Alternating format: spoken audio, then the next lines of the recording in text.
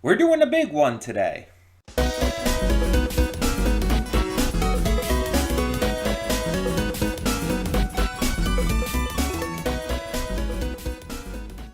Before we get to today's video, I want to take a moment to talk about Patreon. That's right, we are on Patreon now, and we have a bunch of tiers with a bunch of great rewards.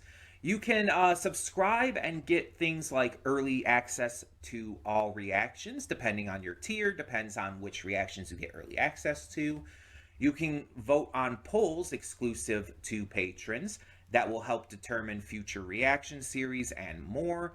You will get to just have various choices in terms of like getting to choose future reactions I react to, getting to choose first impressions I check out, all kinds of different rewards, and possibly more coming in the future. We're still new at this. We're still figuring things out. It's a process. It's a process. But we have multiple tiers, so whatever you would be able to donate, if you're able and willing to donate, is appreciated. It helps me out, it helps the channel out, it helps us grow. It's going to help just, standardly. It's just something new to check out. Plus, if you like getting the reactions early, that's also a plus. But it is optional. If you're unable to do it, that's completely fine. All reactions will come to YouTube just a little bit later, a week later or so. So that all being said, thank you as always so much, and let's get on with today's video. And with that being said, hey everyone, welcome to Princess K. I'm your host Connie, and today we are here with my blind reaction to The Dragon Prince Season 6, Episodes 7 through 9. Why are we doing 3 episodes today? Well, simply put, the timing... I was a little off on how the timing was going to work with the replacement show for this. And it was either I push off the replacement show a little longer to where it would basically cause it to... I mean, I could still record it ahead of time, but I'd have to, push it, Or, the alternative is I just get it all done so that the replacement can start right on time. And I chose the latter. Because I would rather get the replacement start on time. And I don't just mean like recording, but actually uploading and all, at least to Patreon, as quickly as possible. And then, the following week here on YouTube. But yeah, it was just a choice I decided to make. Just to make sure that we got the timing right. I want to get the timing right with everything, as best as I can, at least. So, that being said, we are seemingly in a good place right now. Though the only thing we're really worried about at this exact moment is the wedding. Because Amaya and Janai are having their wedding, but we know that the other side is planning an attack, and apparently Sol Regem is going to cooperate, but just in a different way than the asshole brother intended. I never remember his name, by the way, because honestly, I don't really feel the need to. Because in my opinion, it's like he's just a worthless, piece of shit, so why bother remembering it? But also, I just, for some reason, can't remember his name for the life of me. Even if I wanted to, I don't think I would. But yeah. He's definitely going to attack during the wedding. I don't know if intentionally or not though, because I don't know if he knows about the timing of the wedding and all. Because I think all of the all of those who have betrayed have already left, right? All of those who had followed him are already with him. So it's not a matter of like having an inside source anymore because his inside source already left. I don't know. I don't know. But I feel like it's definitely going to happen. They're definitely going to attack during the wedding. I don't see and I just don't see it going any other way. Um but if this is the case, like how are they going to stop like Soul Regem? Like that's the biggest problem. And then we have the fact that the orb, the real one, housing the prison, is back at the at Castle Catalyst, while Callum and Rayla accidentally brought the fake one. But the problem is the star touched elf guy. I can't remember his name either. Um, I'm still not 100%. Either at first told them and then went back in time, or was just like seeing like a vision of the future where that did happen. But either way, in the end, didn't tell Callum and Rayla that they had the fake one here. Because he needed to do this entire mission stuff. Hopefully they'll tell him now because he needs to know because this is a big problem. This is like legitimately a major problem. Um, and we already saw like what could be possibly trying to reach out to Viren again.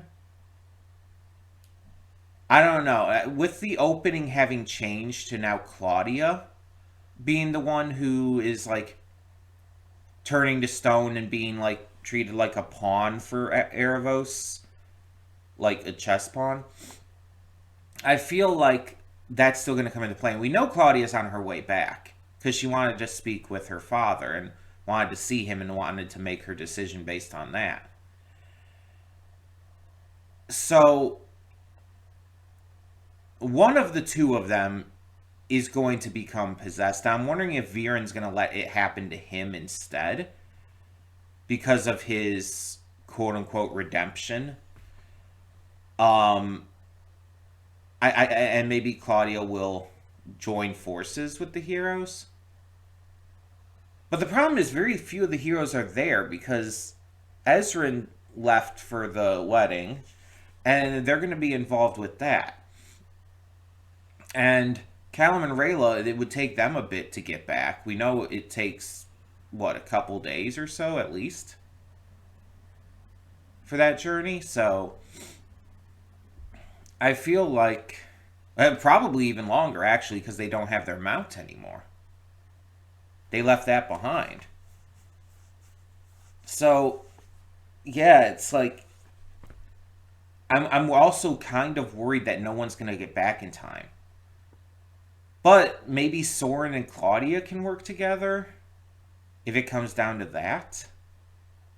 Kind of like them taking on their father in a way and taking on all the like trauma he's instilled in them.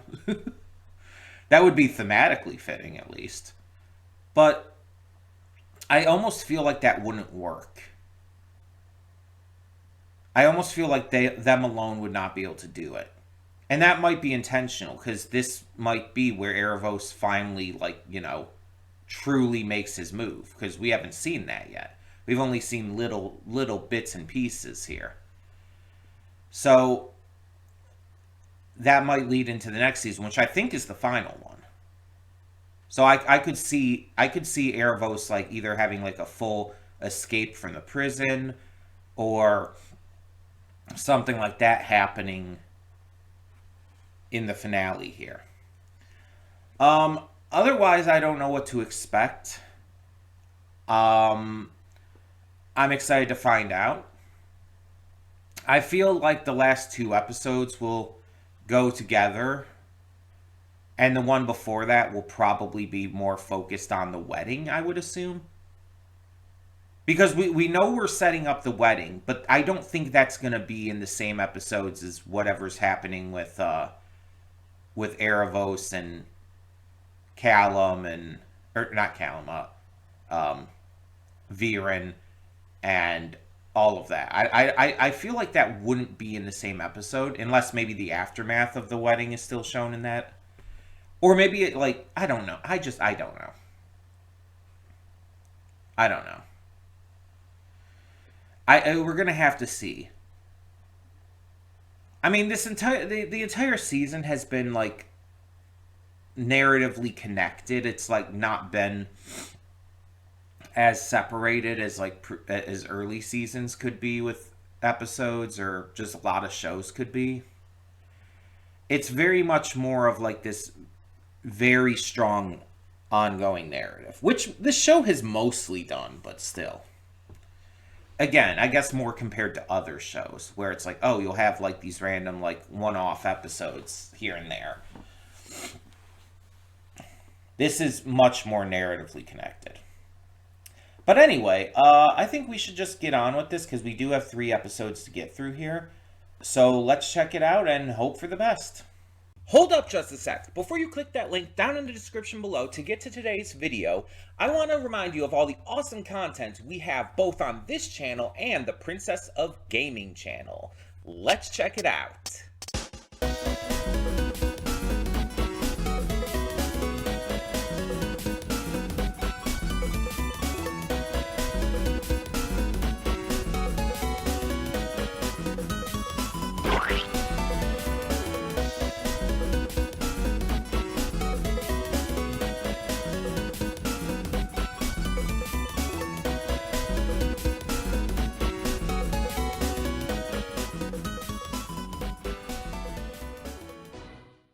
Welcome to the Afterthoughts. We'll begin with spoilers in 3, 2, 1, now.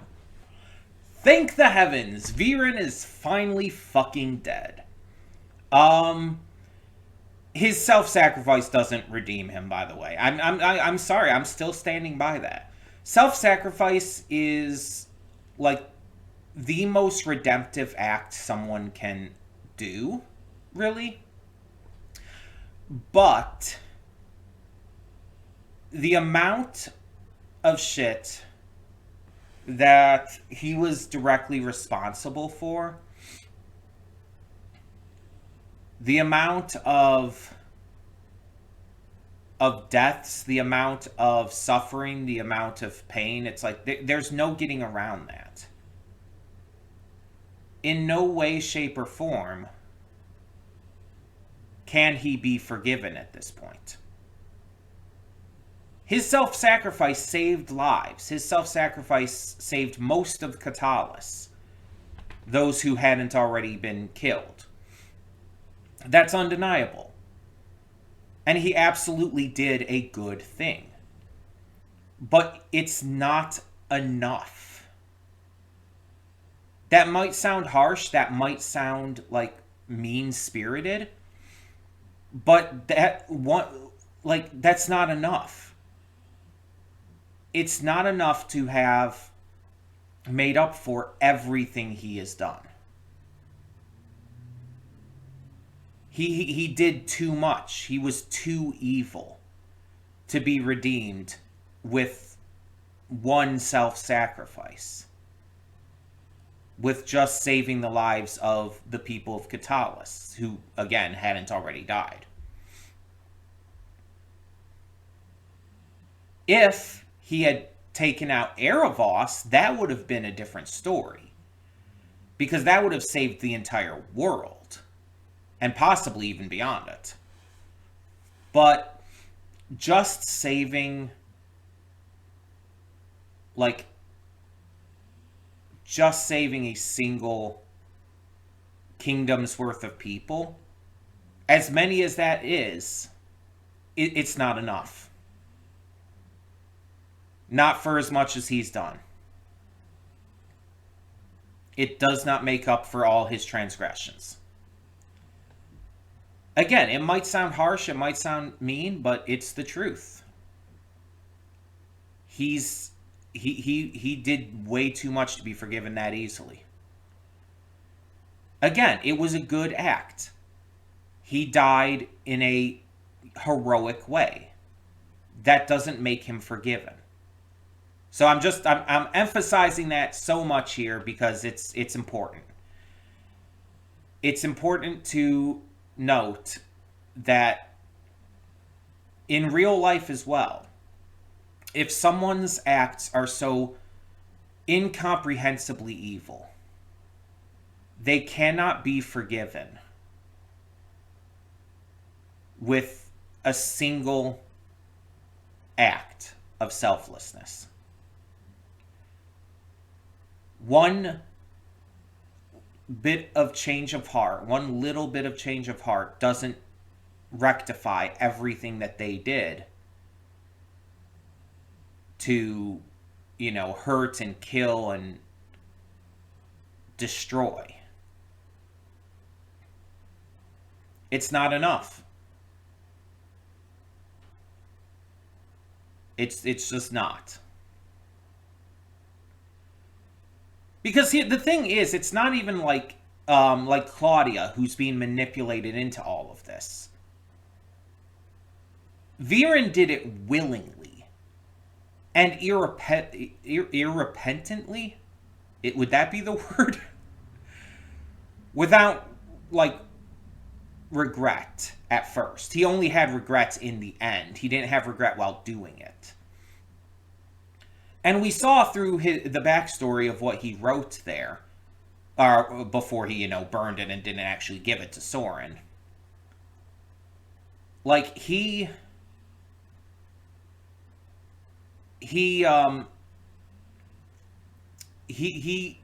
after saving Soren's life, after betraying everything, and losing his wife because of it, he turned so cold and his evil just got worse. He killed Harrow, who was a good friend of his. He killed his master.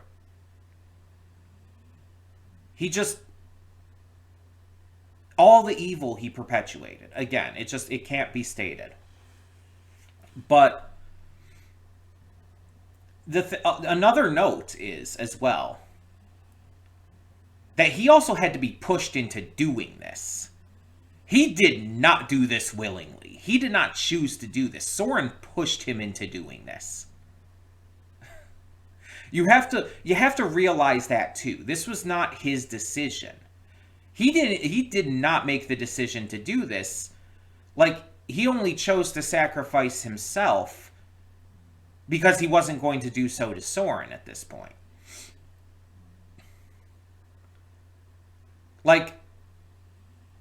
He only did this because Soren told him to. And because he did feel guilt after all this time. And felt like this was at least making it up to Soren. At least, doing right by him.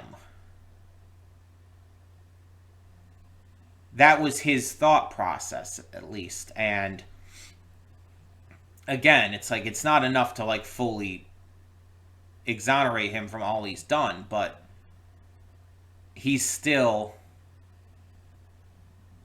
didn't choose it on his own. And that's what's important here. So, yeah. I'm glad he's dead. Because as I've been saying this season, his story really can't have ended any other way. Unfortunately, this has led Claudia into being manipulated through her grief. Especially because Erebos apparently lost his daughter, which, they can connect over that. Over losing a family member. And it's kind of the opposite situation, but it's still a father-daughter connection, so.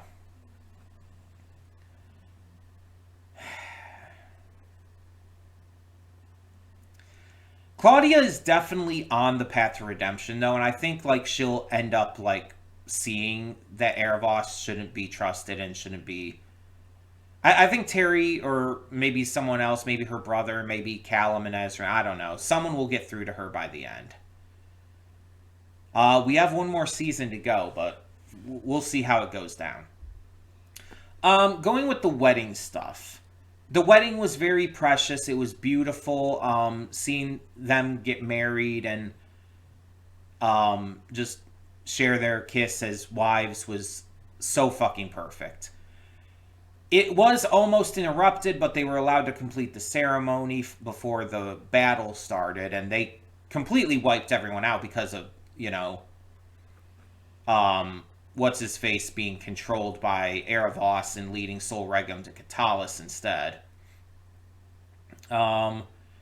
It looked at the end that Kareem was just being arrested and probably imprisoned again, and it's just like, we know this shit won't work. Even if you imprison all his allies and stuff this time, it's like, this is not enough. He needs to die.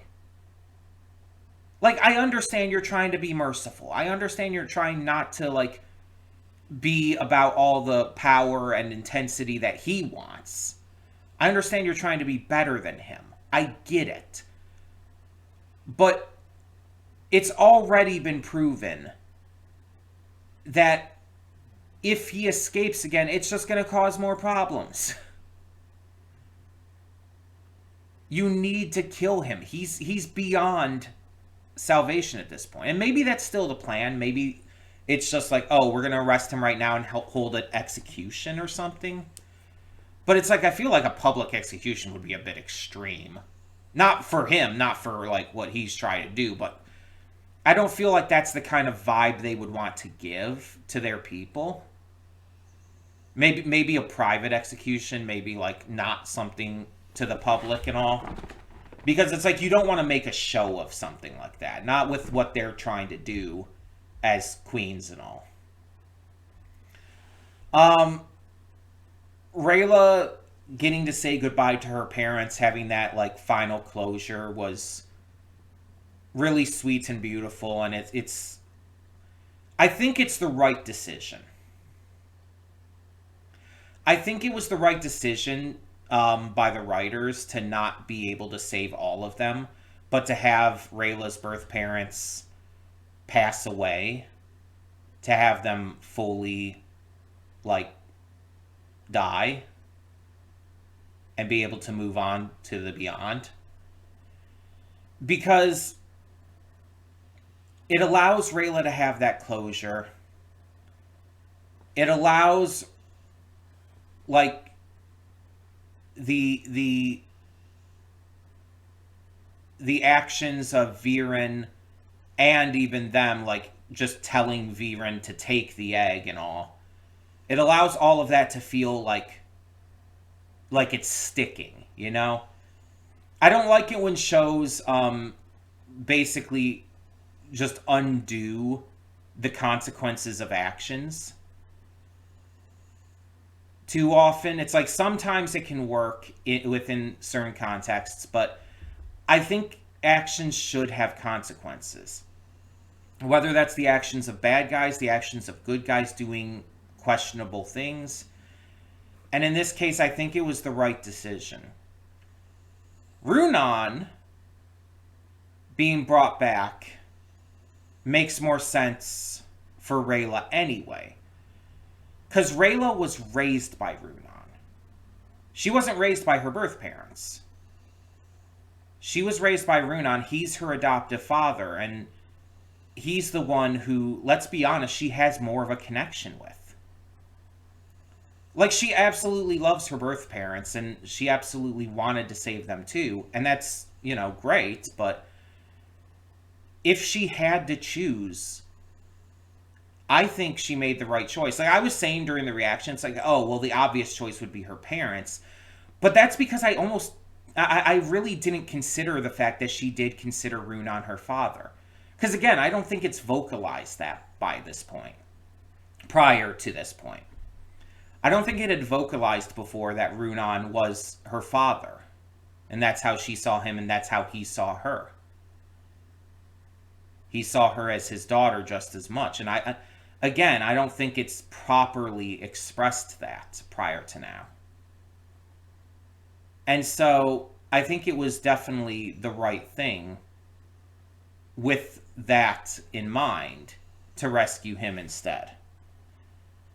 That means they have another crystal, though, that's unused, right? Because they had three. One was a fake. The real one was in Viren's staff. And they only used one to bring back Runon, right? So that means they have another? I wonder if that's going to be used for fighting against Erebos.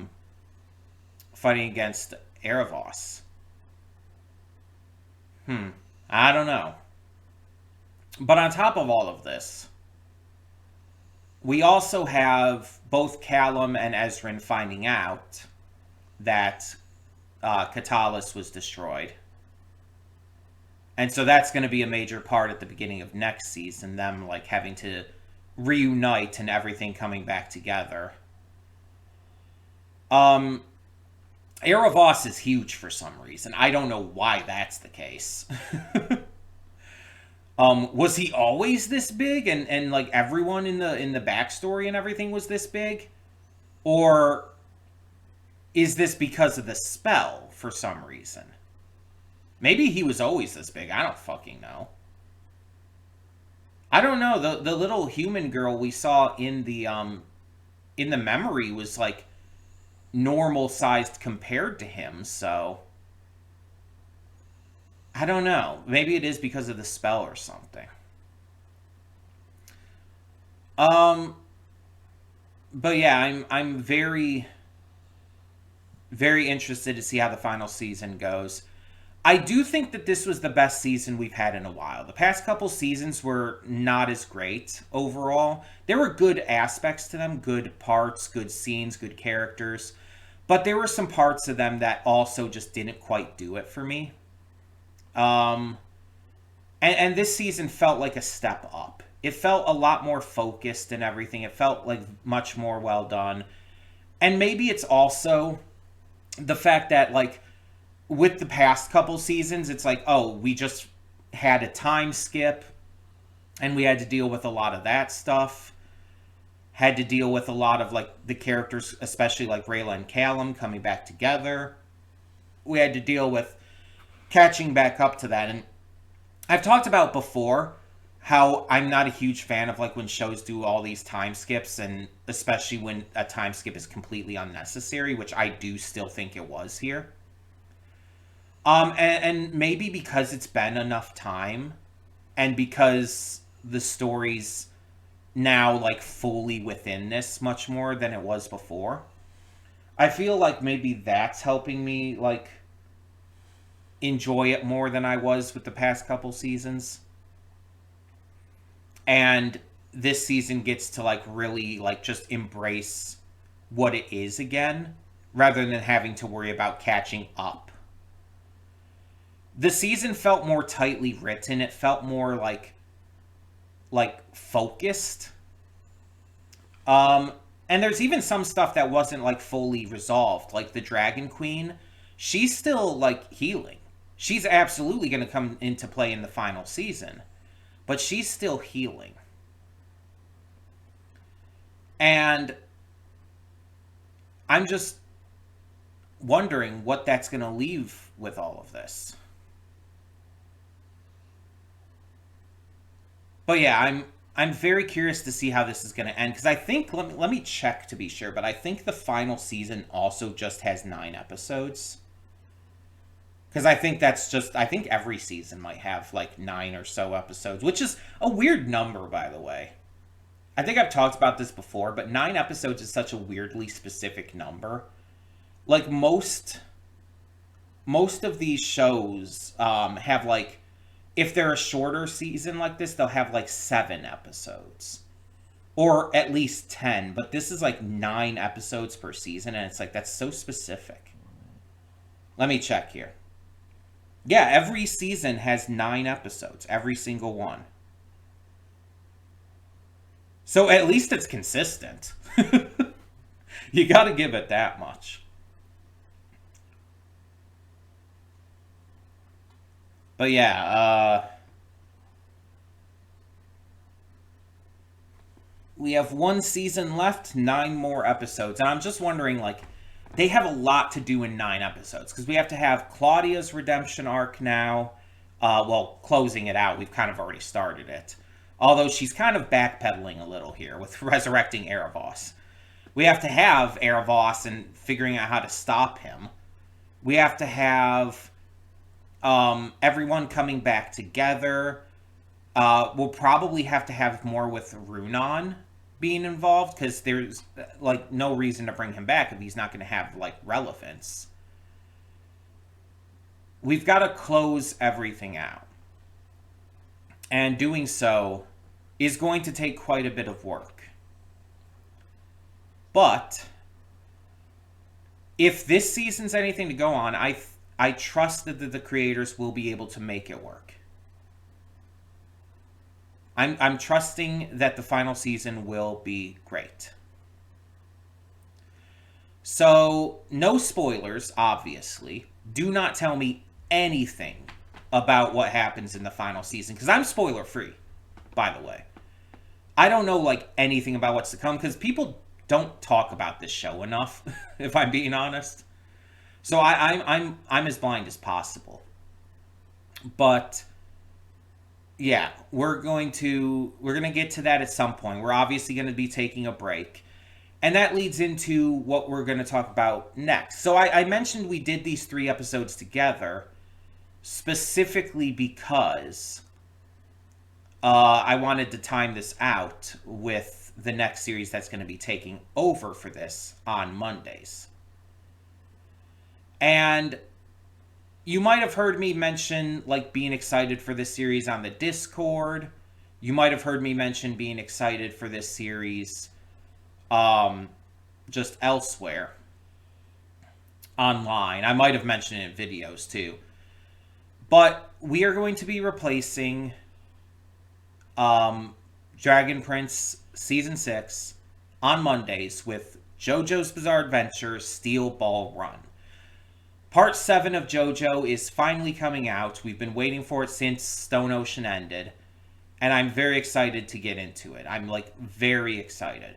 Because this part is often referred to by like manga readers as the best part of JoJo. By far. Like it's not even close.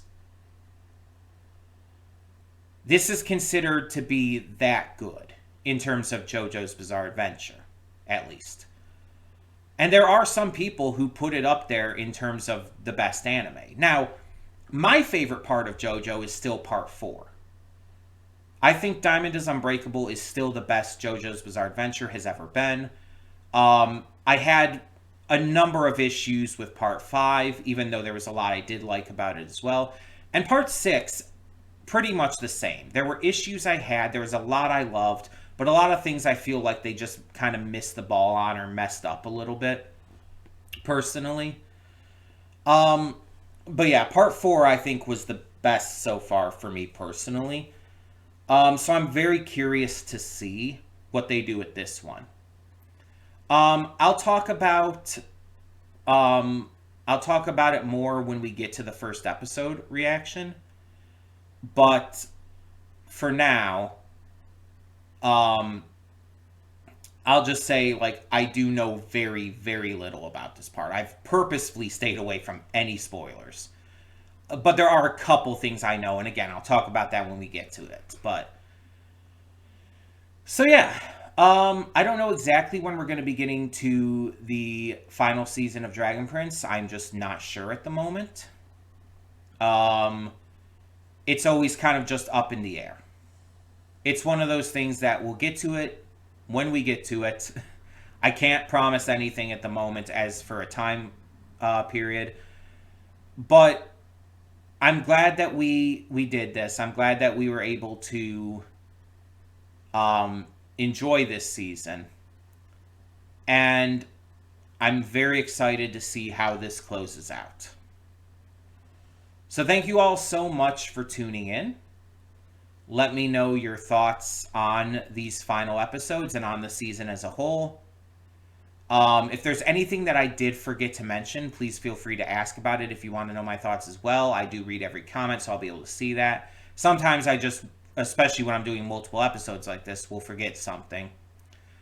Um, but yeah, once again, no spoilers. I want to go into the final season when we do go into it as blind as possible. In the meantime, thank you so much for tuning in. I hope you enjoyed. And for now, I'm Connie and I'm signing off. See y'all next time.